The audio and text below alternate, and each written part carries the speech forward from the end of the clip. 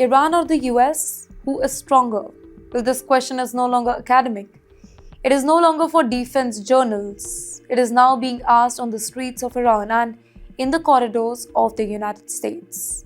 How powerful is Iran's military, and if the United States attacks, what really will happen? You're watching Times XP. My name is Dhriti Yatri, and the backdrop, it is explosive. Iran is facing nationwide protests against their supreme leader, Ali Khamenei. Cities are burning with anger. Security forces are cracking down hard. Videos are flooding on social media despite internet restriction. And now, the US is watching openly. Well, the White House has raised the stakes here. Their President Donald Trump has warned that if protesters are killed in large numbers, the US will step in. He used one word that shook entire Iran: rescue. That single word triggered alarm bells inside Iran's leadership here. After that, Iran responded instantly. Their president, Masoud Pezeshkian, he warned that any attack on Iran would bring a harsh response. In fact, their parliament speaker, Mohammad Bagher, he went further. He said American bases, American ships, America's regional allies would become legitimate target for them. Well, this was not diplomatic language, right? This was a battlefield language. So let me slow this down and explain what kind of military does Iran actually have. Iran is not a weak state. Global military ranking places Iran among the top 20 forces in the world. It has one of the largest armed forces in West Asia.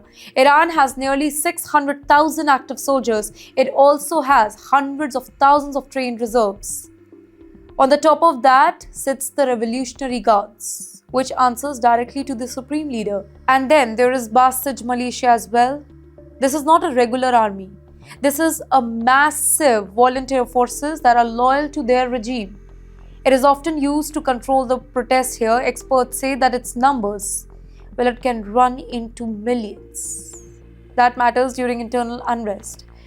Well, Iran's real power, however, lies beyond its borders. Tehran controls a network of armed groups across the Middle East. Hezbollah in Lebanon, Houthis in Yemen, militia in Iraq and Syria, armed group in Gaza. These are not symbolic allies. They are trained, they are armed, they are ideologically aligned. Any attack on Iran risks triggering responses across the region.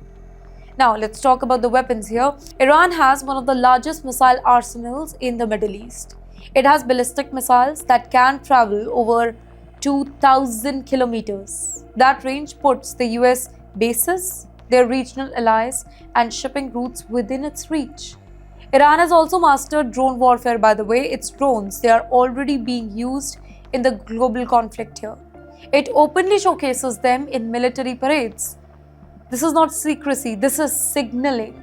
At sea, Iran plays a different game. Instead of giant aircraft carriers, it uses speedboats and small submarines. These are designed to disrupt the oil shipping routes through the Strait of Hormuz here. That narrow stretch of water carries a huge share of world's energy supply. Basically, any disruption over there, it shakes the global market. But, ladies and gentlemen, here's the reality check. Iran cannot match the United States in direct conventional warfare. The US has superior air power, superior surveillance, superior precision weapons. Iran's air force relies heavily on older aircraft. Many tanks and armored vehicles, they are outdated. In fact, in a head-of-the-head fight, America will dominate badly. And which is why war would not look traditional. Experts agree that a conflict would be asymmetric. Missiles instead of jets, proxies instead of armies, disruption instead of occupation. And you know what? That is why it makes it very dangerous. Now the nuclear question. Iran does not officially have a nuclear weapon, but Western analysts say that it has the knowledge, it has the infrastructure to build one very quickly if it chooses to. Now that possibility is what keeps Washington alert here. The US has already targeted Iranian nuclear facilities in the past, right?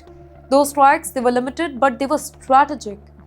Now this is why analysts say something very important. The reason Iran has not been attacked is not fear, it is calculation. Any war with Iran would not stay local, it would ripple across the Middle East. It would hit energy markets, it would involve multiple actors. So, can Iran defeat the United States? Absolutely not. But can Iran impose serious cost? Yes. That is the balance shaping every decision right now. For now, both the sides are speaking loudly, threats are public, warnings are blunt, plans are being prepared quietly, while the streets of Iran they remain tensed. Washington says diplomacy comes first here.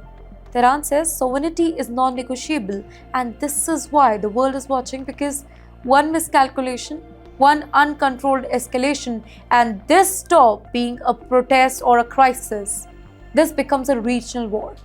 The question is no longer who is stronger, the real question is who blinks first here.